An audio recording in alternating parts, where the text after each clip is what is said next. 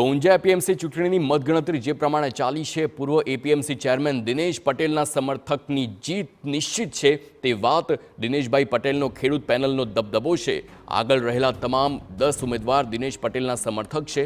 258માંથી 200 મતની મતગણતરી પૂર્ણ થઈ ગઈ છે અને હાલમાં ખેડૂત વિભાગની 10 બેઠકોની મતગણતરી ચાલુ છે, પરંતુ જીત દિનેશભાઈ પટેલને નિશ્ચિત માનવામાં આવી રહી છે।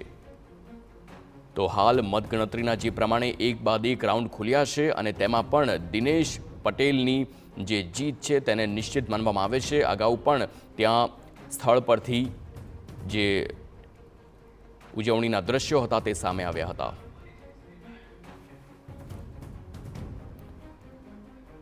તો સંવાદદાતા મનીષ મિસ્ત્રી લાઈવ જોડાઈ ગયા છે ઊંઝાથી, તેમની સાથે સીધી વાત કરીશું। મનીષ, જે પ્રમાણે તમે અગાઉ પણ જણાવ્યું હતું તેવા જ કદાચ આ જે સમાચાર સામે આવ્યા છે, દિનેશભાઈની પેનલ તે આગળ ચાલી રહી છે અને તેમની જીત લગભગ નિશ્ચિત છે, ત્યાંના કેવા દ્રશ્યો છે હાલ?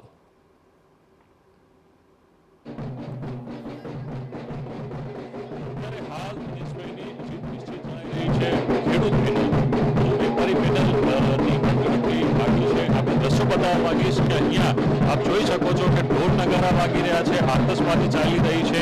સ્થાનિક ખેડૂતો સાથે પણ વાત કરીશું, પણ પહેલા આપણે આ દ્રશ્યો બતાવવા માંગીશું કે જે પ્રકારે ઉજવણી થઈ રહી છે અત્યારથી અને જે પ્રમાણે જે મતગણતરી આગળ વધી રહી છે, ખેડૂત પેનલના જે ભાજપના 5 મેન્ડેટવાળા અને 5 ઉમેદવારના જે દિનેશ પટેલના સમર્થનમાં હતા એ ઉમેદવારોની હાલ જણાઈ રહી છે। ઉમેદવારો હાલ આગળ ચાલી રહ્યા છે। સ્થાનિક લોકો સાથે પણ વાત કરીશું, ખેડૂતો સાથે વાત કરીશું। આપ ખેડૂતો છો, કેવું છે?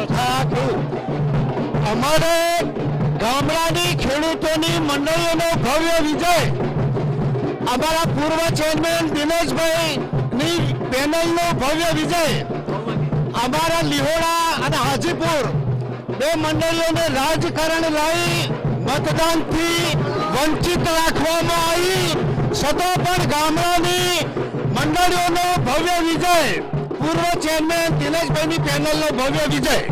આપ જોઈ શકો છો કે ખેડૂતોમાં ઉત્સાહ છે। અન્ય લોકો સાથે પણ વાત કરીશું। શું કહેશો તમે? અત્યારે ઉજવણીનો માહોલ ચાલુ દિનેશભાઈના પારદર્શક વહીવટના કારણે એમની પેનલનો આ ભવ્ય વિજય થવા જઈ રહ્યો છે।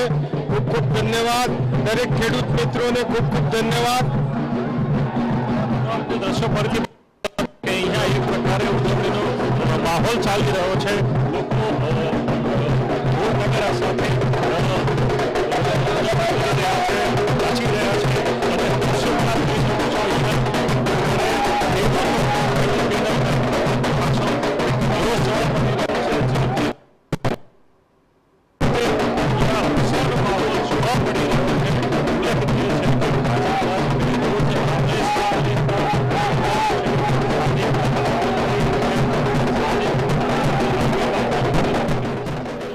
આ દ્રશ્યો છે ઊંઝા એપીએમસીમાં ચૂંટણીમાં જ્યારે જીત લગભગ દિનેશભાઈ પટેલની નિશ્ચિત માનવામાં આવે છે। ઢોલ નગારા સાથે તમામ જે ખેડૂતો છે તે કહી રહ્યા છે કે અમારા દિનેશભાઈની જીત નિશ્ચિત છે, ખેડૂત પેનલની જીત નિશ્ચિત છે।